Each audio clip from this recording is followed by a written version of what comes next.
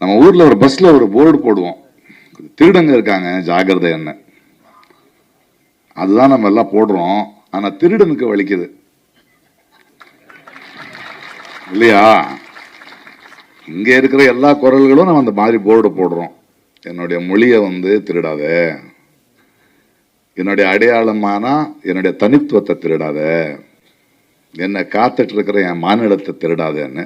ஆனா திருடனுக்கு வலிக்குது, வலிக்கிட்டோம், பரவாயில்ல.